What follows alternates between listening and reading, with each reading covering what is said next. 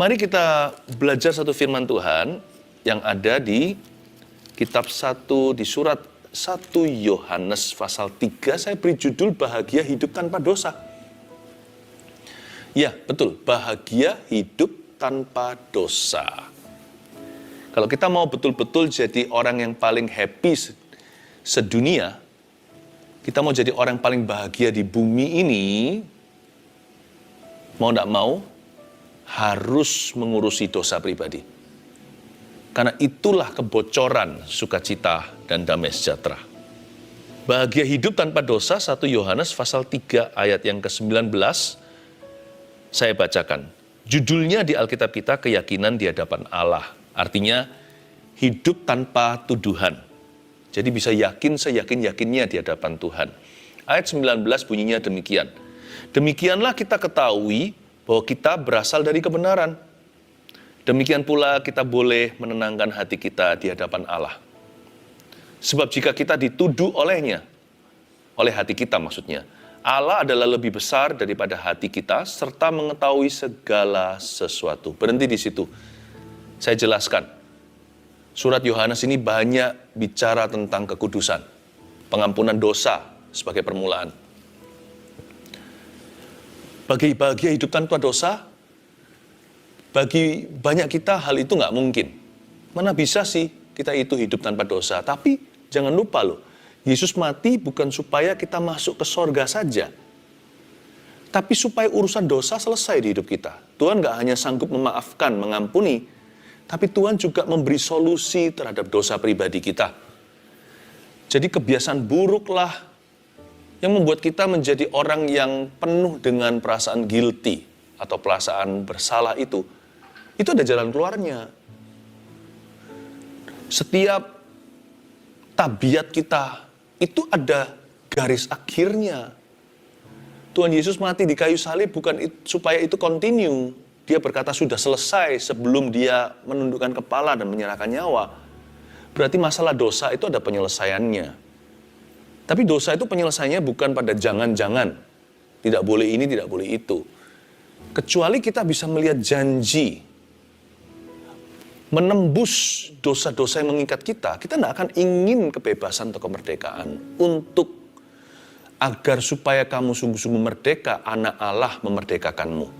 Anak manusia memerdekakan Anda. Yesus mati supaya kita betul-betul happy. Betul-betul merdeka, dan kita nggak bisa bahagia selama hidup masih menyimpan dosa. Tapi ayat 19 bunyinya begini, demikianlah kita ketahui bahwa kita berasal dari kebenaran. Orang yang sudah ditebus oleh darah Yesus, maka orang itu berasal dari kebenaran. Bukan hanya namanya sudah dipindahkan, dicatat dalam kitab kehidupan, tapi dia sudah dapat hakikat yang baru, a new nature, dapat sifat yang baru. Rohnya dihidupkan. Dia tidak hidup lagi di bawah jajahan hukum Taurat dan dosa. Kita berasal dari kebenaran. Berarti bisa hidup tanpa dosa. Bisa itu.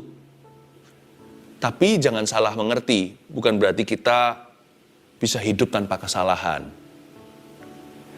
Orang yang berasal dari kebenaran bukan berarti bebas daripada kesalahan. Manusia belum sempurna. Tetap ada proses Tuhan. Yang dimaksudkan dengan kita berasal dari kebenaran itu, artinya kita bisa hidup tanpa dosa yang disengaja. Itu dia. Waktu kita mati terhadap diri sendiri, ketika kita dibaptiskan itu kan baptisan dalam kematian, lalu kita dibangkitkan bersama dengan Kristus. Kita itu bukan berarti nggak bisa jatuh dalam dosa lagi, tetapi Tuhan sudah mengambil kemampuan kita untuk bisa menikmati dosa untuk waktu yang lama.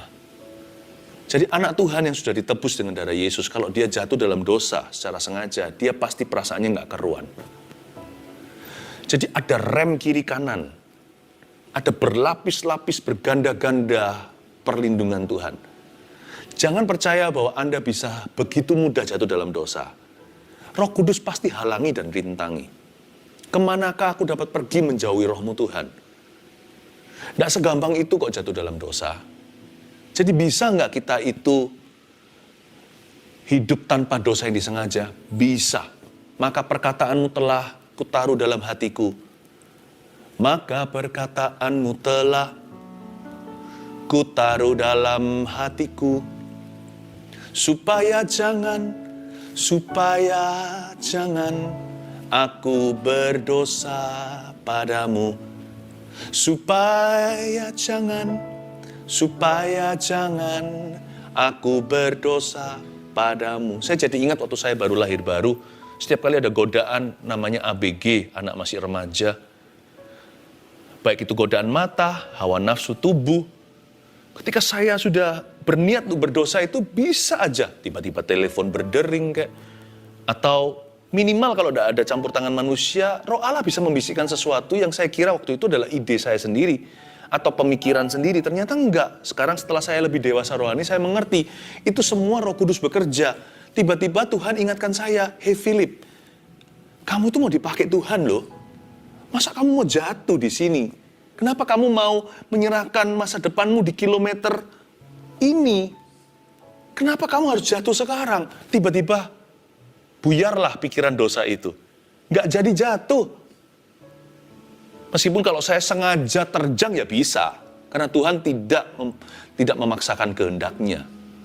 Tetapi siapa sudah dibasuh dengan darah Yesus, orang itu dijaga Roh Kudus.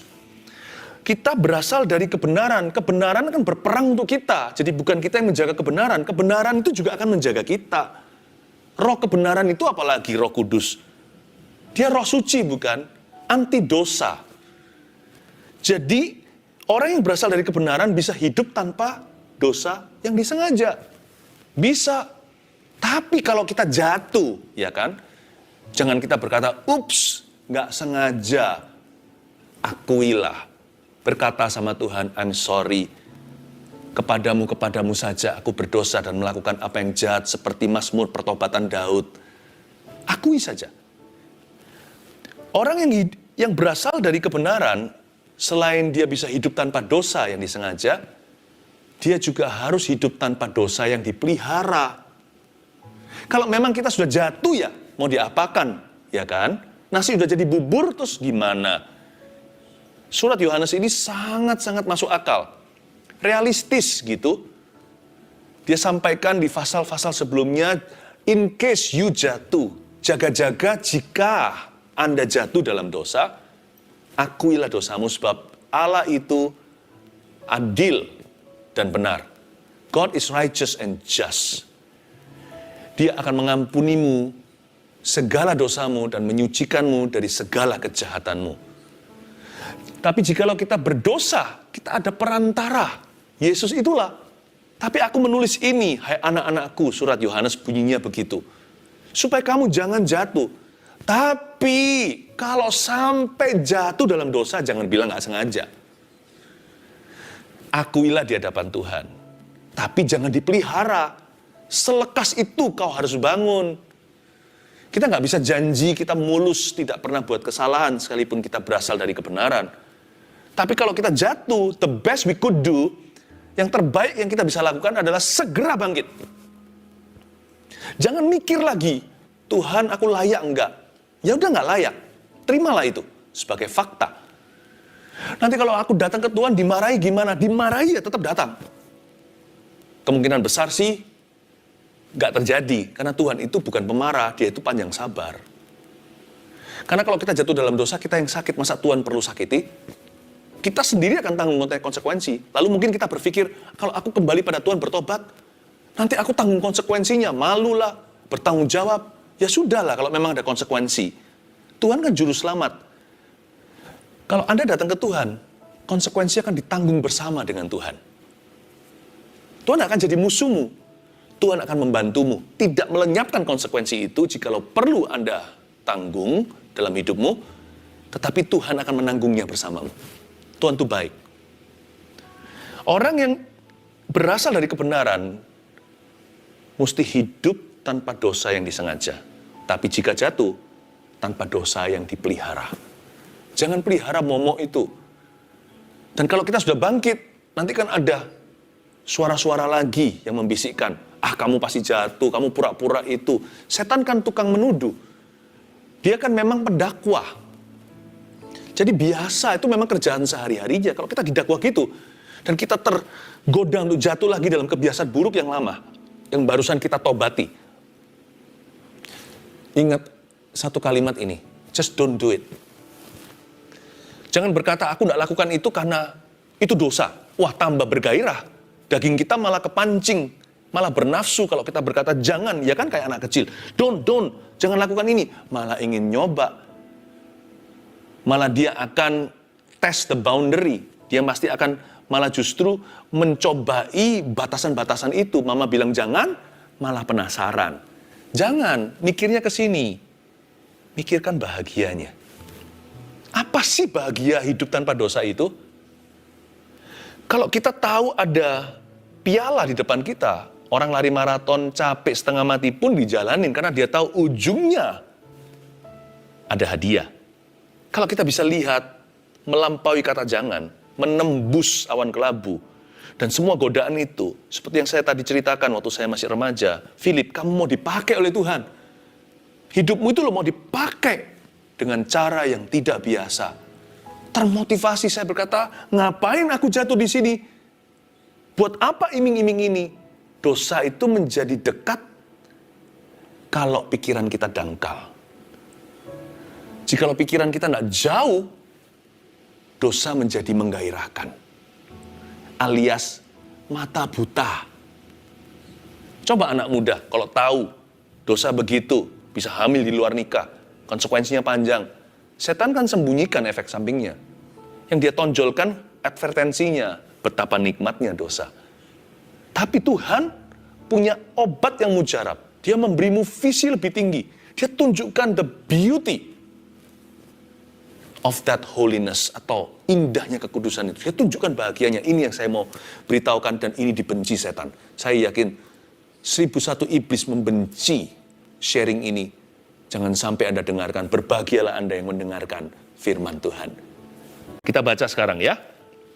Berikutnya. Kita kembali lagi di ayat 19. Demikianlah kita ketahui bahwa kita berasal dari kebenaran. Demikian pula kita boleh menenangkan hati kita di hadapan Allah. Garis bawah itu nomor 1, kita boleh menenangkan hati kita di hadapan Allah. Ada janji bahagia hidup tanpa dosa itu. Yang ke-1, catat itu, apapun yang terjadi, hati kita tahu ada penyertaan Allah. Itu nikmatnya hidup tanpa dosa. Karena hidup nggak menentu kan, masa depan kita nggak tahu. Tapi bagi orang yang hidup tanpa dosa yang disengaja dan tanpa dosa yang dipelihara, kalau dia jatuh cepat bangkit, just don't do it. Lain kali jangan lakukan itu lagi. Orang yang berpegang teguh, tidak ada kejutan bagi orang itu. Dia nggak ada perasaan panik, itu nggak ada. Karena dia tahu he's alright with Christ. Dia baik-baik dengan Tuhan. Jadi apapun dalam hidupnya, itu dalam kendali Allah.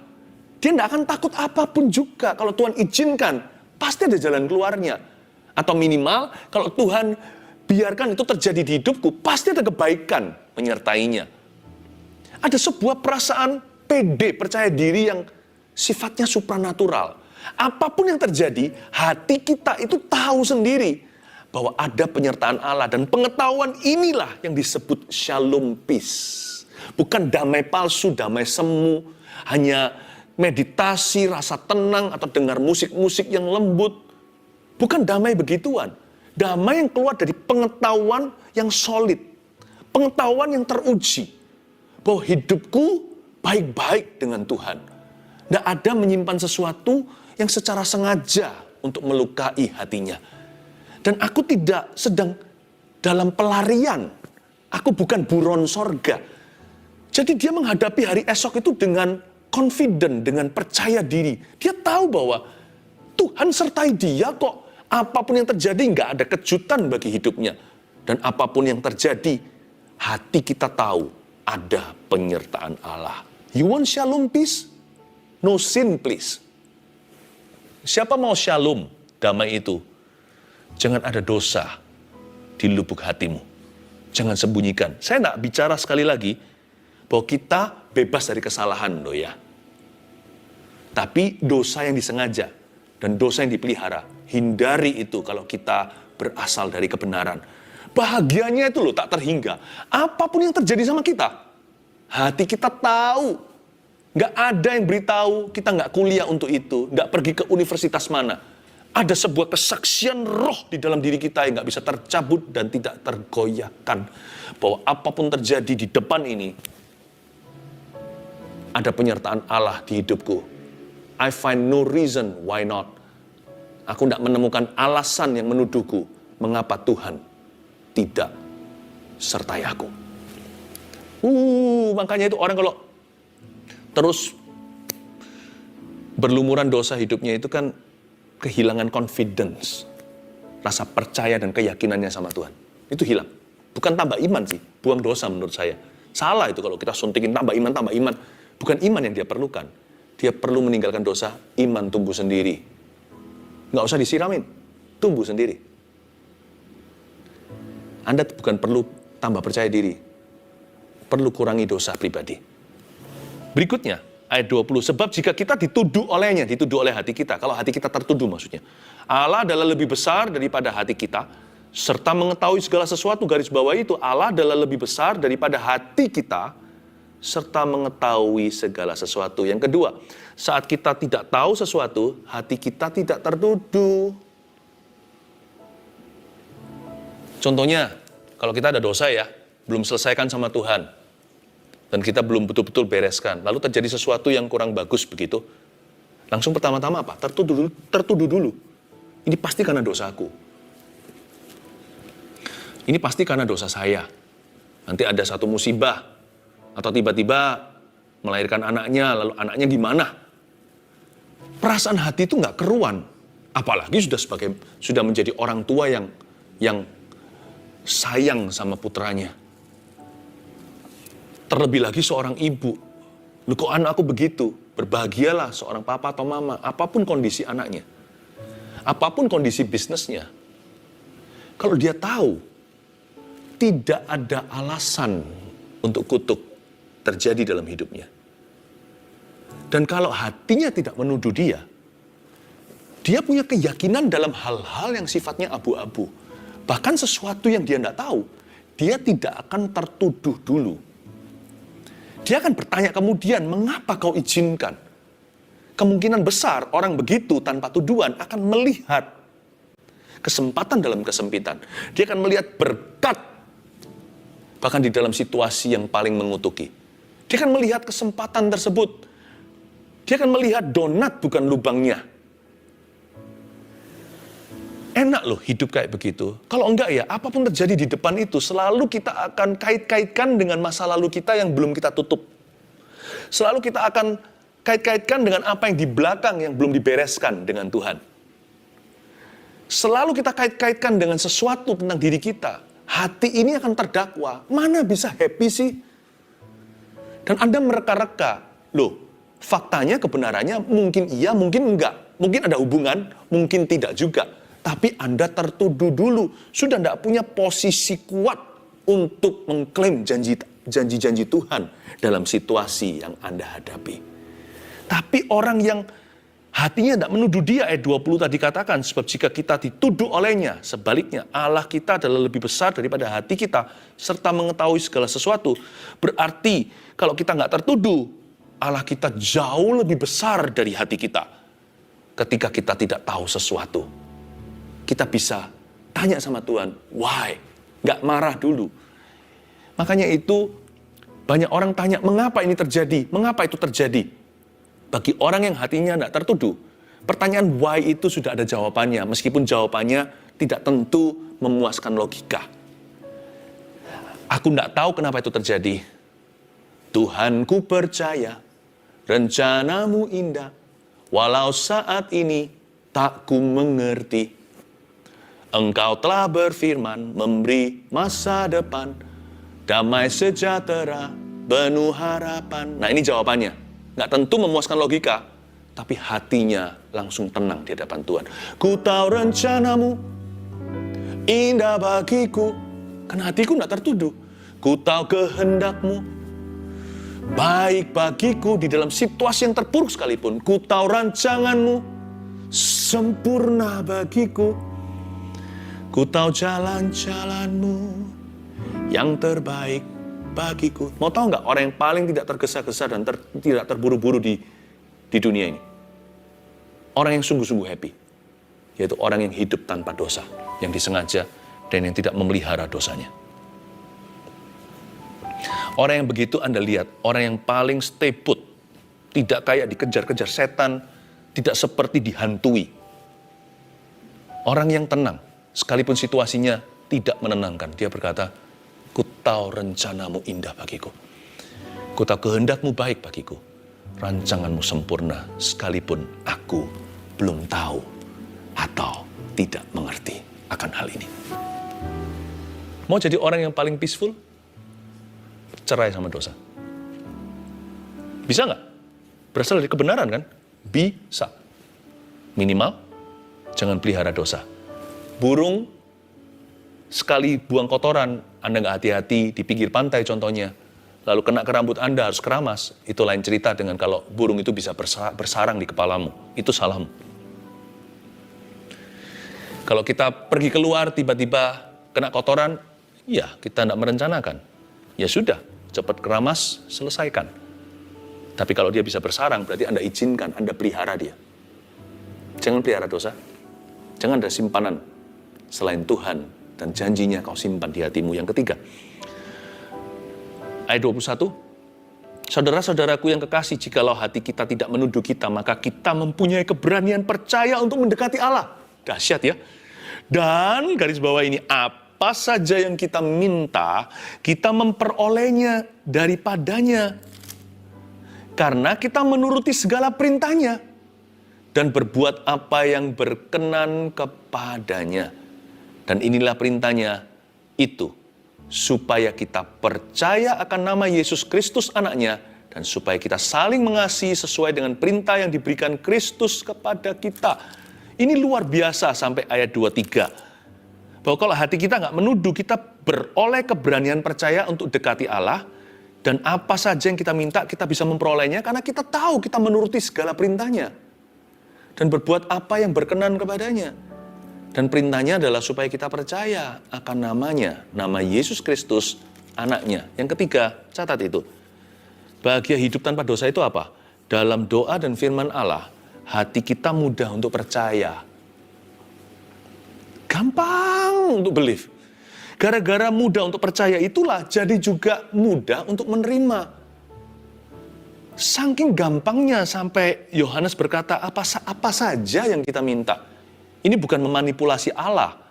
Tapi hatinya murni, tak ada tuduhan. Dan dia tahu kok hatinya nggak salah di hadapan Kristus kok. Apa saja yang dia minta, dia peroleh. Karena dia tahu, dia berkenan. Dan inilah perintah Tuhan. Untuk percaya kepada namanya. Dalam doa dan firman Allah, hati kita mudah untuk percaya. Jadi, jangan heran ya, saya kasih contoh. Sama seperti anak-anak Tuhan yang baru diselamatkan. Orang-orang yang baru lahir baru. Kenapa ya? Baby Christians. Orang-orang bayi-bayi rohani itu gampang sekali dikabulkan doanya. Pernah nggak yang kesaksian di gereja ini, lalu dia mengalami jamahan dikabulkan, ini doa langsung dijawab, belum amin lagi. Kok bisa ya? Karena hati mereka kayak bayi. Iman mereka seperti anak kecil, nggak ada tuduhan. Karena mereka baru saja mengecap dan melihat pengampunan mereka alami secara pribadi. Itulah sebabnya kalau sudah jadi anak Tuhan lama itu perlu cuci kaki. Secara figuratif, ini bukan secara harafiah. Kita itu harus membasuh jalan hidup kita. Dari waktu ke waktu hati ini harus murni, terus dimurnikan. Termasuk lewat saat teduh. Kadang-kadang saya lihat orang-orang yang baru kenal Tuhan itu gampang sekali dikabulkan. Why?